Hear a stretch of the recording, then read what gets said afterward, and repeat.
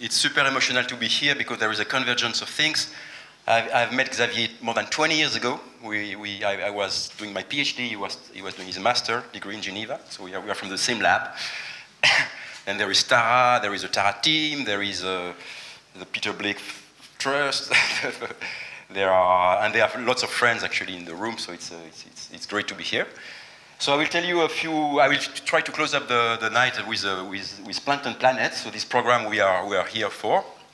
And so why Plankton Planet? So Plankton and Planet, it's because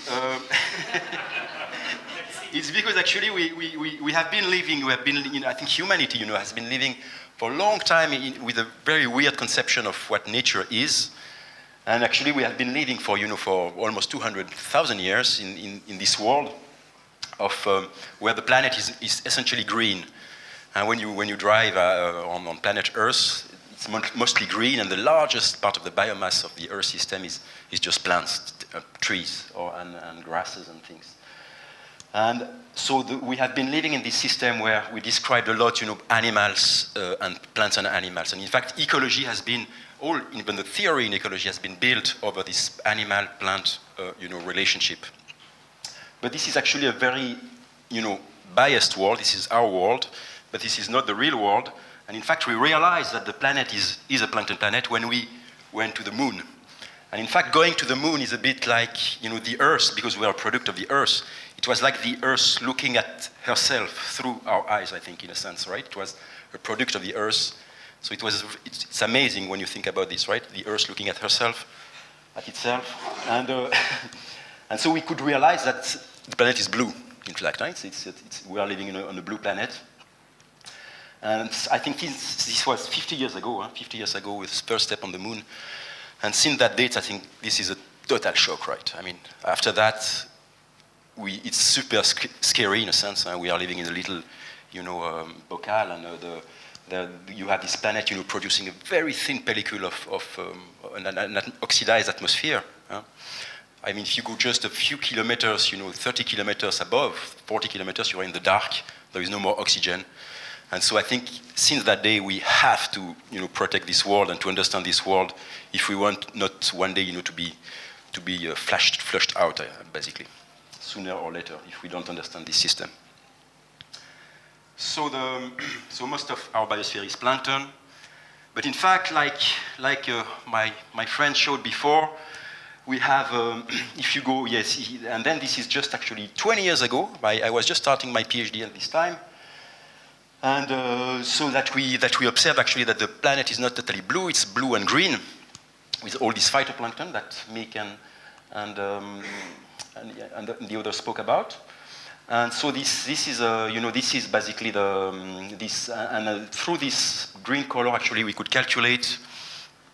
And actually Emmanuel Boss was one of the who with Paul Falkowski and Michael Berenfeld came up with this number, like that this plankton is producing 50% about of the oxygen.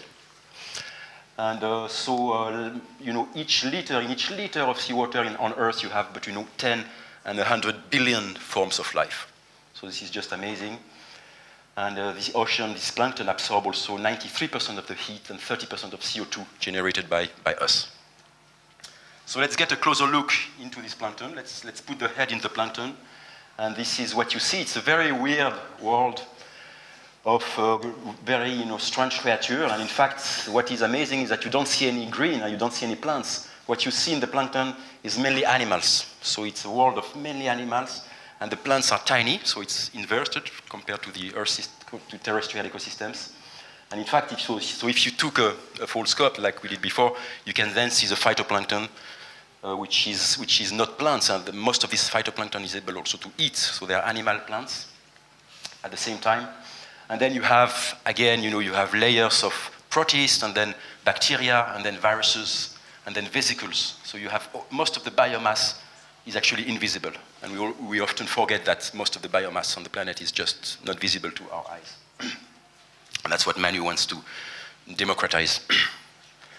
So in 2008, we were super lucky to meet, I was super lucky to meet this guy, Eric Carcentier, here, our captain.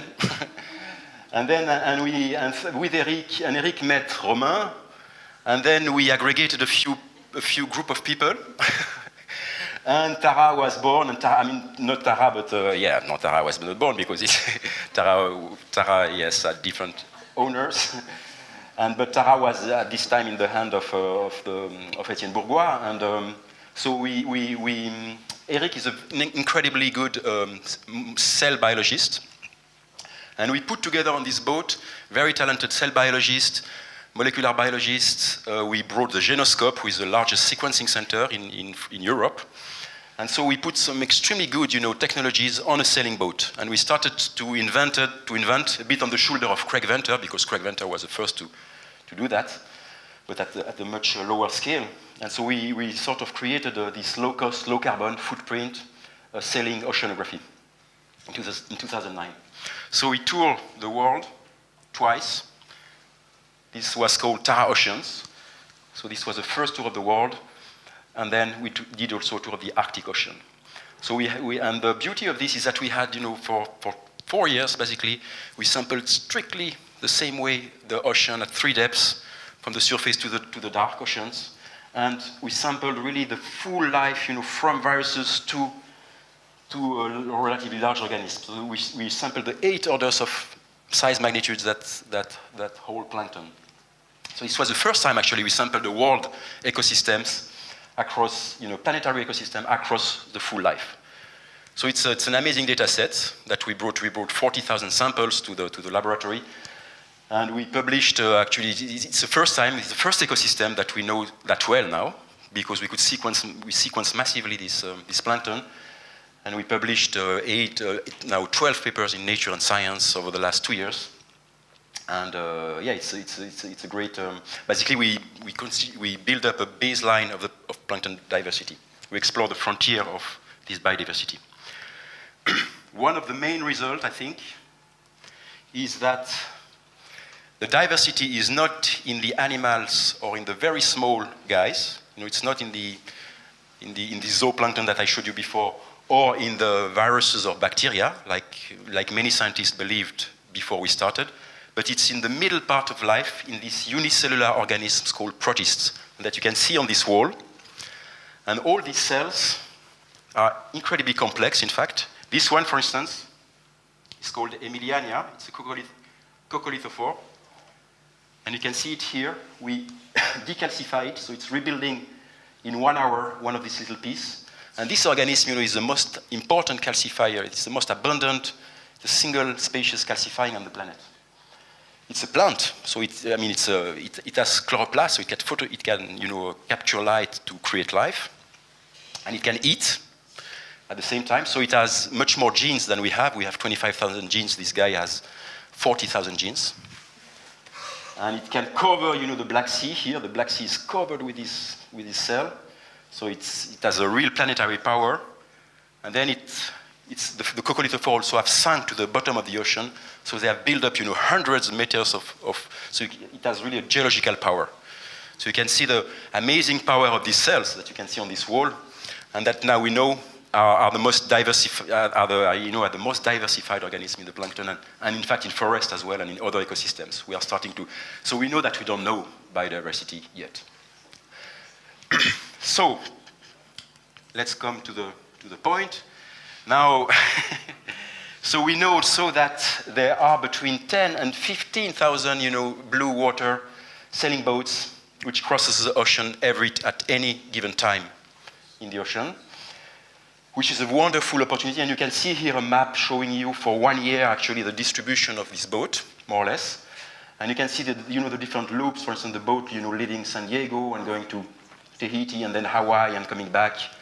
Or so you have these loops with citizen boats that are everywhere, and that is an incredible opportunity to involve a citizen in sampling the ocean, as Mick has said. So when was it? In 2 years ago, in 2015, actually, we started this Plankton Planet program to sample the ocean with more boat, more flexible, and a very low carbon footprint. So I built up a little team to do this. And we build up also a little kit, a very simple kit with a plankton net, with a very simple way of filtering plankton manually, just through gravity, and then with a vacuum pump, a manual vacuum pump, so there is no electricity. And then we were drying, so you recover the plankton and you dry the plankton in a pan in your boat. Okay, 2 minutes. and then the idea is to extract then the plankton from this little gallet, and to get some genetic barcodes that you can sequence, and then you can know what kind of plankton is where, or you can reconstruct graph networks of plankton, co-occurrence. You can reconstruct this symbiotic association between plankton. So we built up, we got a little bit of money from an American foundation, and we constructed 20 kits. We equipped we started with a few teams, and then at the end we had about 40 pioneers. We called them planktonauts. Here are some of our happy planktonauts. You can see them in action. And I will show you now a little movie. It was very emotional because, the sailors are super nice people, very helpful, very... And for instance, we got this movie, if I can have... Oh yeah. It's in French, but it's just kids. The universal language of kids, right? C'est un peu comme une chasse au trésor, et en plus, c'est un jeu de quilles. Nous, on est des planktonautes. On va traîner le filet pendant 12 minutes à 2 nœuds. On va prendre en photo la mer, comme ça, on peut connaître le rouge, le vert, le bleu qu'il y a dans la mer.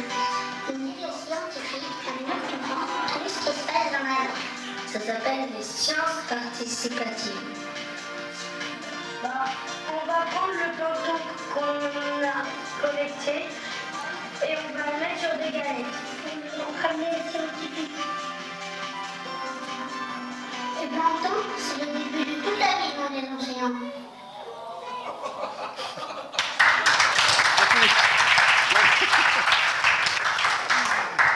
This was before we met Manu. Il y avait autant de choses dans la mer. Il y a plein de petites bêtes. Ah, c'est un dinosaure. On voit des... Il y a c'est ça, voilà. Remonte, get up. It's very funny.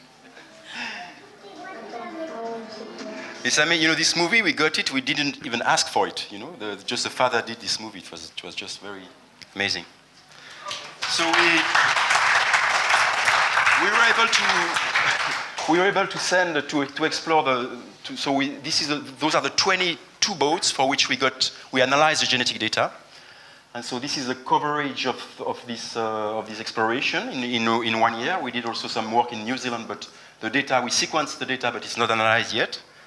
And just to show you, and now we compare the data to the Tara Ocean data.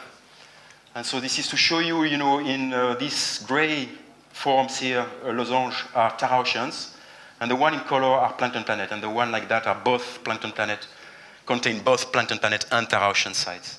And this is just to show you the number of genetic, plankton, taxa, that is discovered by these citizen boats, And you can see that actually, yes, we didn't reach saturation yet in Tara Oceans. And the place where the sampling effort by planktonauts is the greatest, like this one, has quite a lot of new species of plankton discovered. So what we hope in the dream, so then we assembled really the dream team that you have seen tonight, with the people, some of the speakers and some people who could not speak, unfortunately.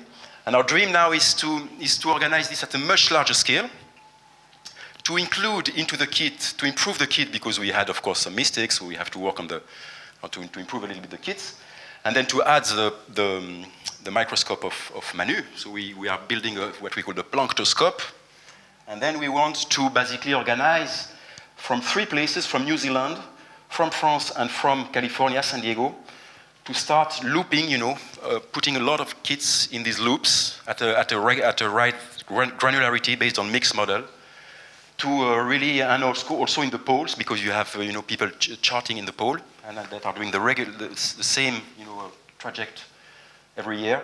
And so we hope we can monitor really the plankton systems, because there is no one doing this, and we need really to know. So we need to fill up the gap of plankton diversity and then understand the dynamics of the systems and the evolution, the migration, and everything. So this is very important. So the dream actually is to one day, be able to get the full diversity of plankton and then build this graph, which are much more complex than the simplification that Mick is doing, which is great. It's a mathematical tool which is essential. And then see the evolution of this graph, and which are sort of superorganisms, which makes relationships between all these organisms, viruses, bacteria, etc. And we need actually to understand the resilience, of these superorganisms over time. And this, I think, plankton may be one of the best model actually to understand global ecosystems. All right, so and just to tell you that we had great time in New Zealand. We spent one day on Captain Milo's boat, and if you leave a plankton scientist on a boat, this is finished like that. So Manu was just not stopping; he was freezing on the deck, and so we thank you very much for your attention.